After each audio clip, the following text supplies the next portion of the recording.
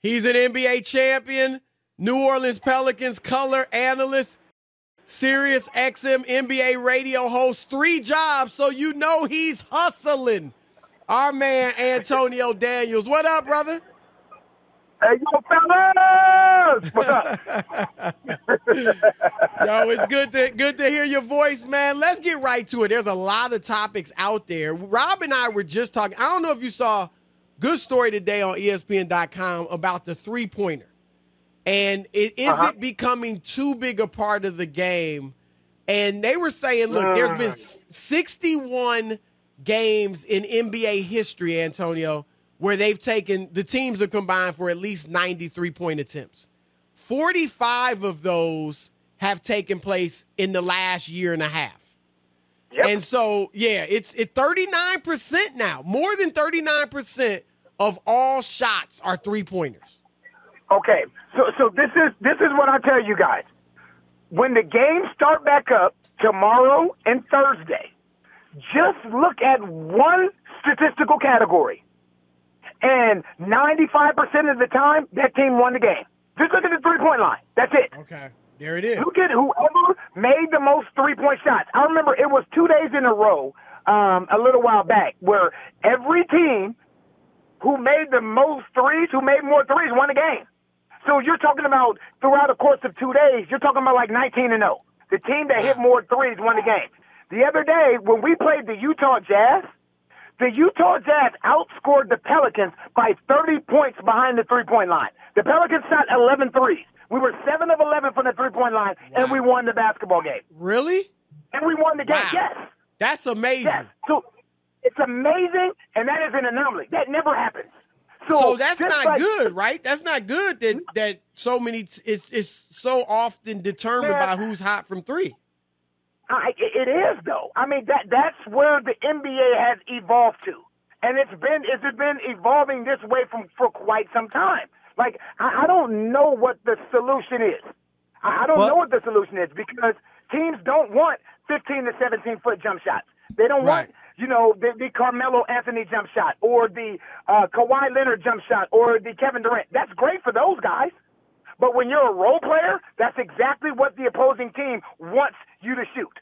They don't want you to shoot three-point shots. So it's a different time in the NBA, and I don't know if it's my thought process or the fact that I need to adjust my goggles and evolve with the way that the NBA is evolving.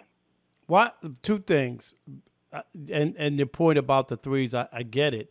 One team shooting threes and you're shooting twos. It's like the math, right? You're going to lose if they're making threes and you're only making twos. But the other day we brought up earlier the game where I think it was Denver. I keep forgetting who was playing. Yes. When they had the 3-on-1 break down by 2. Denver, Washington. Right, and they shoot the 3 when they had a clear path to the basket. There's 3. I mean, that doesn't make sense to me. Well, as a coach, how do you coach that or be able to say that was the right play or talk to your players that do what are we doing here? Because that to me was not basketball. I don't know what that was. It wasn't. And it started with Michael Porter Jr., who was ahead of the break. If he ran for a layup, the game goes into overtime. Now you give your team an extended 5 minutes trying to close that game out. But here's my thing with that play. It's not just the three-point shot. It's the mentality of players. Right. That's what I think that play is a reflection of. It's not just the fact that that's flat-out bad basketball. It's just, I think it's more of a reflection of this is the mentality of the players. If I have an opportunity to shoot a three, there were 3 guys that ran to the three-point line. It was a 4-on-1. It was a 4-on-1 with an opportunity to send the game into overtime, and the mentality, the thought process was to run for 3. So it's not just the fact that the NBA is evolving around the three-point shot and it's incredibly important and let's get up as much threes as we can. It's also becoming the mentality of the players. And I think that play that you are referencing, Rob, the Denver versus Washington 4-on-1 break at the end of the game is a direct reflection of the mentality of how players are thinking out and approaching games now. Antonio, I say get rid of the corner, not the corner 3, but not just the corner 3. Like eliminate that line up to the arc. So the arc goes kind of right below the free throw line extended. Just have the arc. Mm-hmm. And I think that would bring back post-play, mid-range game, and you'd still have the three-pointer. I'd like to see that. I'm going to tell you what's amazing. So, I still play a lot of pickup basketball. And in the summertime, I play with other guys who are overseas and, so on and so forth. You know what we do a lot of time? We eliminate the three-point line, and we make everything a one. And you know what that does? That completely changes the way the game is played. Yeah. Because when you play by twos and ones, everybody wants to shoot twos to try and get to 9 quicker. So, okay, if we play by twos, I can get to 9 in 5 possessions. Yep. But if everything is a one, now you know it's going to take 9 possessions to get there, and it changes the thought process. It changes the IQ of the game that's being played. I mean, it's hard on one hand to say eliminate the line because you know they're not going to do that. They're not going to take away the three-point line. And I don't want to see the whole line gone. I think it's good for the game. Let me ask you, Antonio, the Nets get Blake Griffin.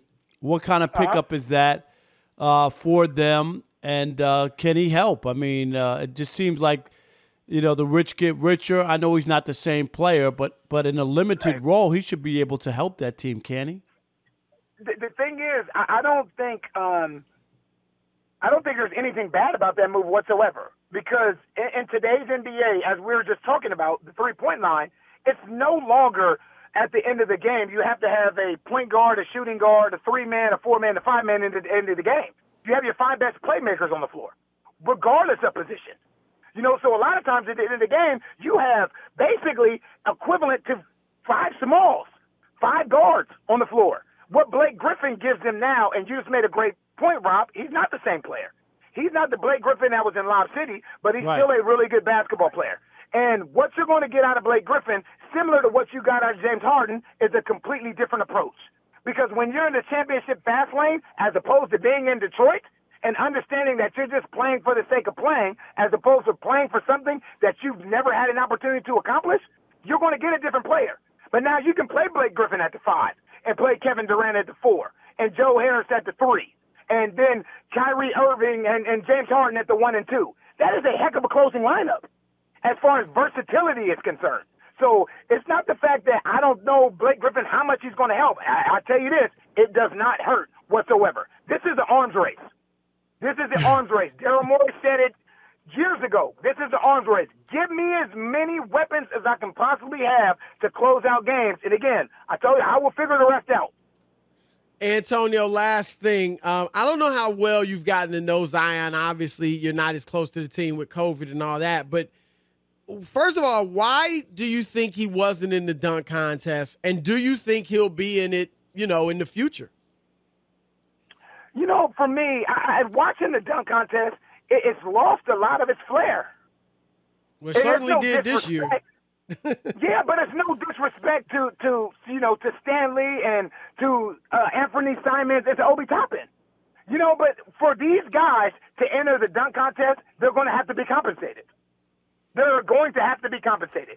How much money do you have to pay the guys? I mean, is there what? They need $10 million to play in the dunk contest? I think they get $100,000. I think the winner, which obviously is a drop in the bucket to these guys, but $1 million I think would do it, even though that's not a lot to some guys.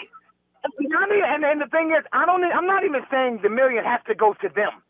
You know what I mean? Like even a point of going to their favorite charity, whoever wins that game. Right. But they have to be some compensation to go out there and do that now. Because the most exciting thing that I saw this weekend, and probably the most exciting thing I've seen for the last 3 All-Star weekends, has been a three-point shootout.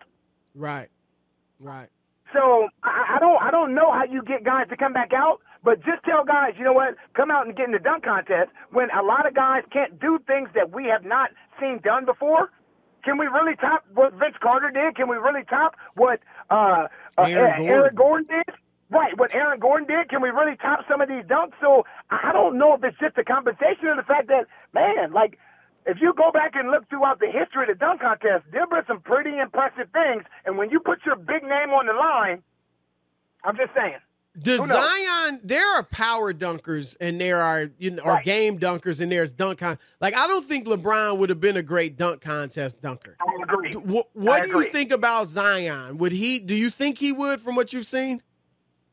Yes, because the thing about Zion is his explosiveness off of 1 foot, off of 2 feet, off of his left foot or his right foot gives him so many options. A lot of guys don't have that. You know, Zion catches lobs with his right hand, with his left hand, jumps off 2 feet. You know what I mean? So, and he dunks with a lot of power. So I think he would be a great, in what we've seen in the past, just think of what got him to this point. He became a YouTube sensation because of what we saw. Right. Because of what we saw. So I think now with that name attached to it, you put him in the NBA dunk contest, I think people will be pleased. But a lot of his great dunks do come during competition.